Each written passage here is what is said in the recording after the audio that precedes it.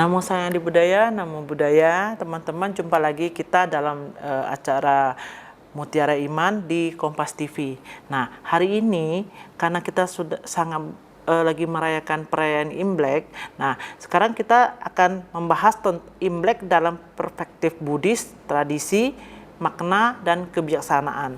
Nah, sebelum kita memulai cerita tentang perayaan Imlek, sejarah singkat dari perayaan Imlek adalah pergantian tahun baru berdasarkan kalender lunar Tiongkok yang telah dirayakan lebih dari 3.000 tahun sebelum perayaan ini menjadi akar dari nilai bakti dan kekeluargaan serta harmoni sosial. Lahir dari budaya kuno, awalnya perayaan ini berkaitan dengan siklus pergantian tahun, siklus pertanian, pergantian musim, rasa syukur atas panen, dan doa untuk kesejahteraan keluarga selama 1 tahun. Nah, tradisi merayakan Imlek ini biasanya di rumah-rumah sering sekali diawali dengan membersihkan rumah, berkumpul-kumpul keluarga, tuh saudara, anak yang di luar kota tuh pada pulang, berkumpul, lalu kita juga ada tradisi saling memberikan angpau, menghormati leluhur. Beberapa unsur dari budaya Imlek yang sering kita lihat tuh biasanya angpau. Angpau melambangkan simbol rezeki. Angpau biasanya berwarna merah, dan warna merah ini melambangkan simbol kebahagiaan atau menolak kesialan. Nah, biasanya kita di Imlek kita juga ada festival Barongsai. Nah, Barongsai ini adalah simbol dari semangat dan energi. Lalu kemudian kita ada sembahyang kepada leluhur. Ini adalah bentuk bakti dan penghormatan kita kepada leluhur kita. Nah, di sana juga di dalam Imlek biasanya ciri khasnya ada 12 sio. Nah, 12 penanggalan hewan. Secara historis perayaan ini adalah sudah jauh dari sebelum Buddhisme masuk ke dalam ke negara Tiongkok. Nah, atau dinasti Han. Peran Kongce dalam moralitas Tiongkok, salah satunya adalah tokoh besar yang membentuk fondasi moral masyarakat Tiongkok, yaitu Kongce, yaitu 551 sampai 4079 sebelum Masehi. Yang dikenal di barat adalah Confucius. Nah, di sini ajarannya menekankan kepada Xiao. Xiao itu adalah bakti kepada orang tua. Ren adalah cinta kasih dan kemanusiaan. Li, tata krama dan etika sosial. Yi, kebenaran moral.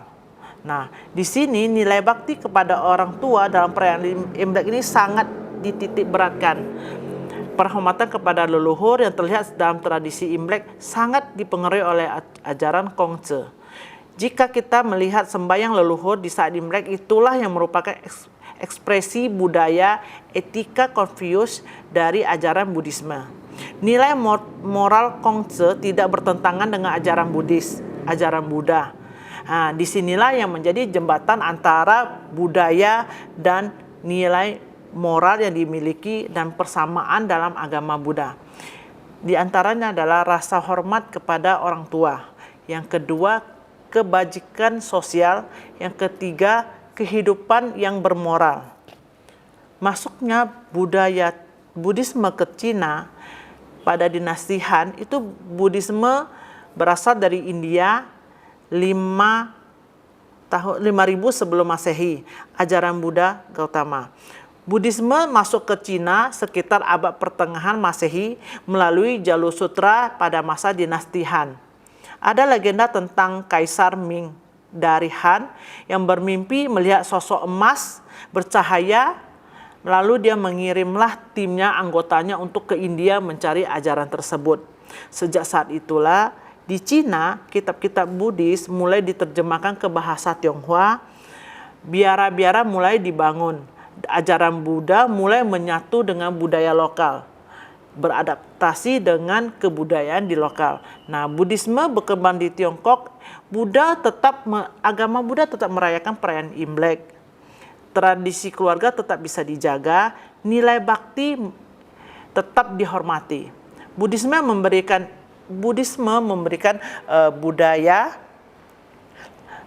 baru, berharap gini, di dalam agama Buddha dan budaya kepercayaan Cina itu ada persamaan.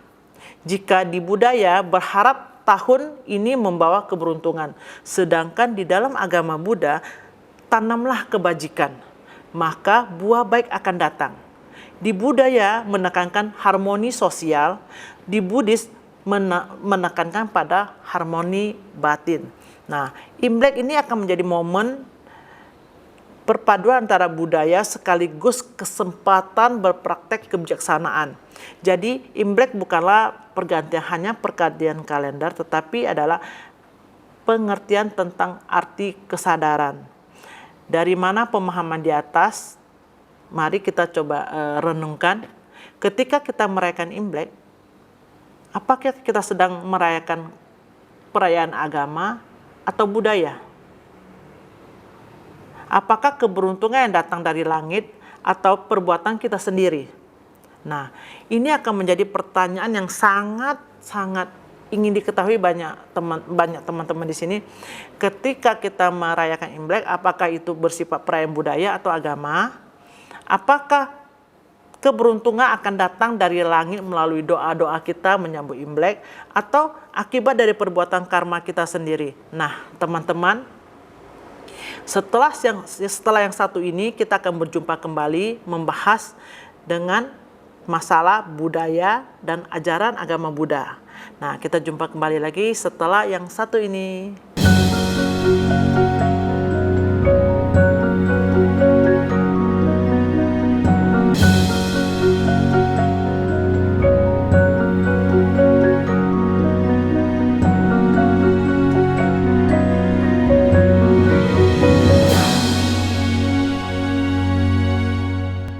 Halo teman-teman, kita kembali lagi. Nah, kita kembali dulu kepada tadi kita akhiri dengan pertanyaan, maka kita buka lagi. Di sini sering ada kebudayaan, perbedaan antara tradisi budaya dengan ajaran agama. Nah, kebingungan ini akan coba kita bahas satu persatu. Tradisi percaya dengan angka hoki, pantangan tertentu di hari-hari Imlek, di hari pertama, dan ramalan sio yang terjadi pada tahun ini. Misalnya tahun ini adalah tahun kuda. Nah, akan ada ramalan tentang tahun kuda akan terjadi ini. Nah, itu adalah menurut tradisi atau budaya. Sedangkan di dalam ajaran agama Buddha percaya dengan hukum karma. Perbuatan yang kita lakukan akan ada efek kembalinya ke kita. Lalu kita juga percaya dengan adanya anicca. Anicca adalah segala sesuatu yang terjadi tidaklah kekal. Nah, kita juga mempelajari samaditi, pandangan benar, usaha benar, bukan menunggu nasib datang pada kita. Dalam Dhammapada disebutkan, pikiran adalah pelopor segala sesuatu. Bila seseorang berbicara dan bertindak dengan pikiran baik, kebahagiaan akan mengikutinya seperti bayangan yang tidak pernah meninggalkannya. Nah, yang artinya bukan tahun yang membuat kita beruntung, tetapi akibat dari perbuatan kitalah yang membentuk masa depan kita. Jadi, jika kita mau menjalani tahun 2026 ini pergantian tahun ini dengan baik dan lancar, artinya kita harus memulai dengan hal-hal berbuat kebajikan. Sekecil apapun kebajikan yang kita lakukan, kita akan menimbulkan hal-hal baik, kelancaran bagi usaha kita, kegiatan kita di tahun 2026. Nah, bagaimana kita menyikapi tentang simbol keberuntungan, shio ramalan dalam perspektif agama Buddha? Kita sebagai umat Buddha harus melihat simbol-simbol itu dengan bijaksana. Nah, sekarang kita bahas satu persatu. Satu, tentang keberuntungan.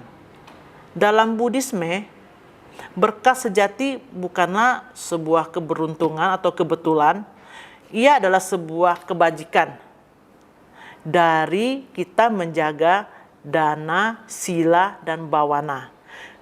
Keberuntungan itu tidak ditunggu, tapi keberuntungan itu tidak menunggu dia datang, tapi keberuntungan itu kita ciptakan dengan menjaga sila, dengan berdana, dengan bawana. Nah, jika kita berbicara tentang Sio adalah sistem penanggalan budaya, bukan ajaran spiritual. Jika seseorang berkata, oh ini tahun kuda, tahun ini akan sangat baik. Dalam pandangan Buddhisme, yang menentukan kebaikan bukanlah Sio, tetapi tetap kembali kepada karma, usaha kita, apa yang kita lakukan pada tahun ini. Nah, kita kembali lagi, untuk mendapat hal yang baik, kita harus mempunyai energi baik, energi positif yang menyerap semua hal-hal baik kepada kita.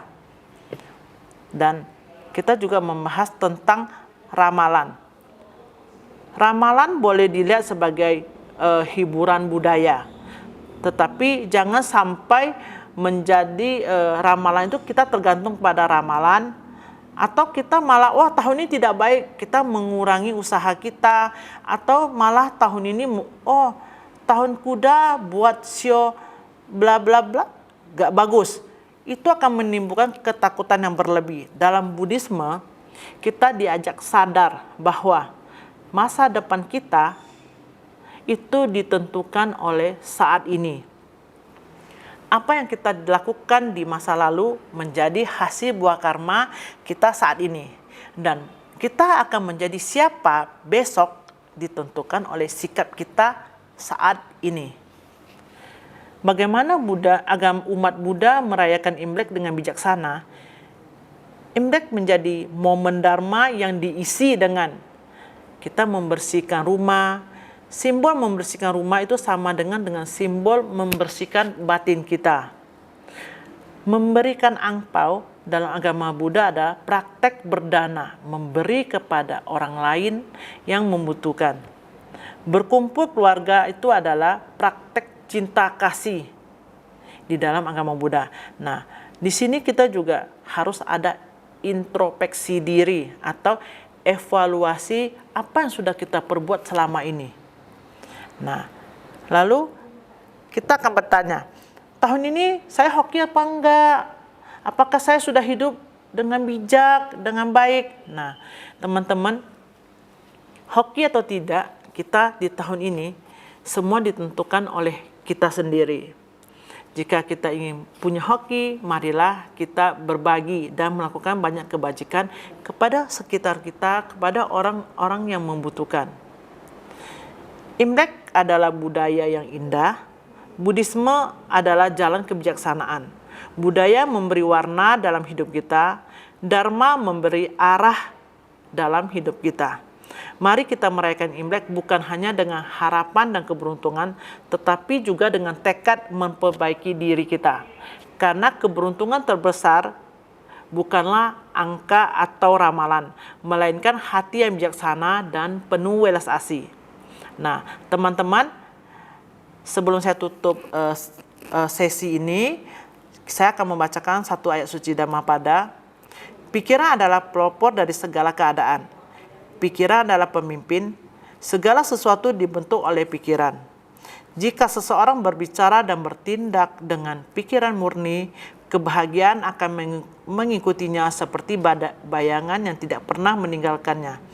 Nah, jadi jangan menunggu hoki untuk datang, tapi marilah kita berpraktek dan melakukan hal-hal baik oleh pikiran bijaksana dan perbuatan baik, sehingga kebaikan, nasib baik akan mengikuti kita di tahun ini. Nah, teman-teman, kita akan jumpa lagi setelah sesi yang satu ini. Kita akan membahas beberapa hal yang berkaitan dengan Imlek.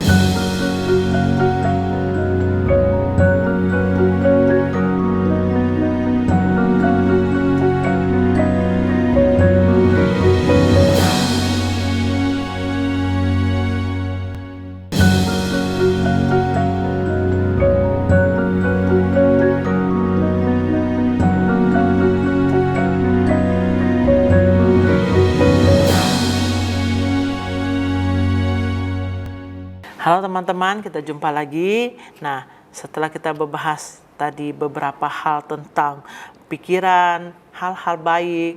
Nah, di sini kita juga akan membahas apa yang menentukan nasib kita, yaitu tentang tanggung jawab. Tanggung jawab. Dalam Dhammapada mengatakan, diri sendirilah pelindung diri. Siapa lagi yang dapat menjadi pelindung? Dengan diri yang berlatih baik, seseorang akan memperoleh perlindungan yang sulit diperoleh. Jadi teman-teman, sebenarnya diri sendiri kitalah yang menentukan kita punya perjalanan, kita punya proses. Bukan sio, bukan ramalan, bukan angka-angka keberuntungan, tetapi latihan diri dan kebijaksanaanlah menjadi pelindung sejati kita. Jadi teman-teman, jangan pernah menunda jika ingin melakukan kebajikan. Karena kebajikan kita, pikiran-pikiran positif kita lah yang akan membawa perlindungan pada diri kita. Bukan lamaran, bukan show. Jadi teman-teman jangan khawatir. Jalani tahun ini, tidak perlu khawatir bahwa ramalan saya tahun ini tidak baik, saya tidak boleh ini, saya tidak boleh. Tidak. Percayalah bahwa yang akan menentukan jalan hidup kita adalah karma. Nah, terus berbuat kebajikan, sucikan hati dan pikiran, itulah ajaran dari semua Buddha. Lalu kita membahas tentang kebajikan sebagai sumber berkah. Kenapa tadi, kayak saya dari tadi bahas bahwa kita harus lakukan baik, kita harus lakukan perbuatan baik, sehingga akan menjadi berkah buat kita. Itu juga tertulis dalam Dhammapada 118, jika seseorang melakukan kebajikan, hendaklah ia mengulanginya. Hendaklah ia bersukacita dalam kebajikan itu, karena kebahagiaan adalah hasil dari kebajikan. Jadi teman-teman, di Imlek ini, di hari-hari perayaan Imlek, orang selalu menulis kata fu, berkah, yang ditempel-tempelkan di rumah, ditempel-tempelkan di kado, hampers, memberikan berkah, yang artinya memberikan berkah. Dalam Dharma, berkah sejati adalah sebuah kebajikan menuju praktek berdana, menjaga sila dan bawana. Ya, jadi teman-teman, berkah kita akan menjadi baik jika kita menjaga sila. Kita rajin berdana, memberi kepada orang yang membutuhkan, dan melatih diri sendiri dengan bawana.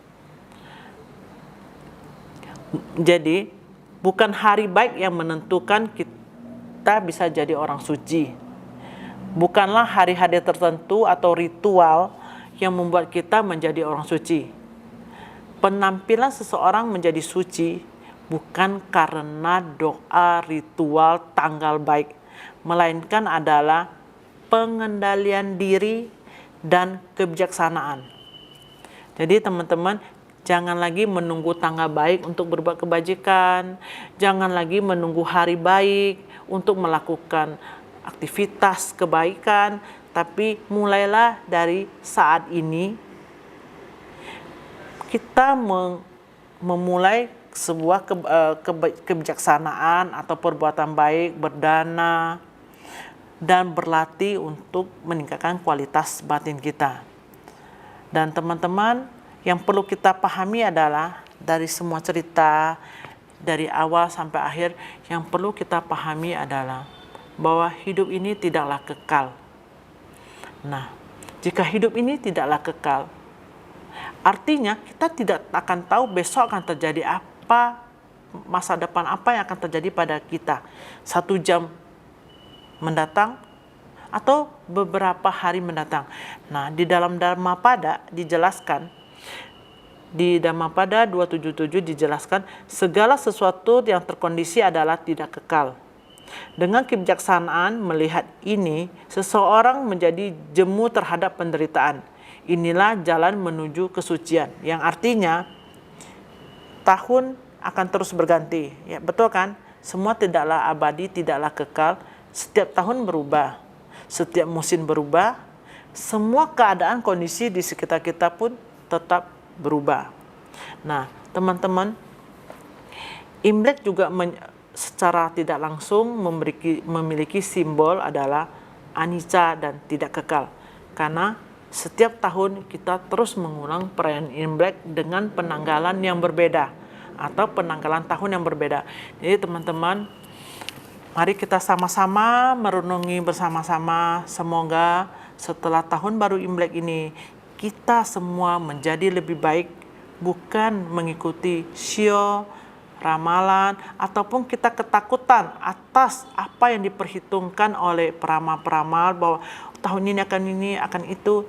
Jangan hidup dengan ketakutan, tapi mari kita sama-sama melangkah dengan kebijaksanaan, sucikan hati dan pikiran kita, perbuat terus kebajikan, jaga sila kita sebagai umat Buddha, terus berdana melakukan kebajikan, menolong orang yang lebih membutuhkan, dan jangan lupa untuk berlatih diri dengan bawana. Nah teman-teman, semoga tahun baru Imlek ini menjadi harapan baru buat kita semua melangkah dengan bijaksana. Terima kasih. Namo Sang Hyang Adi Budaya. Namo Buddhaya.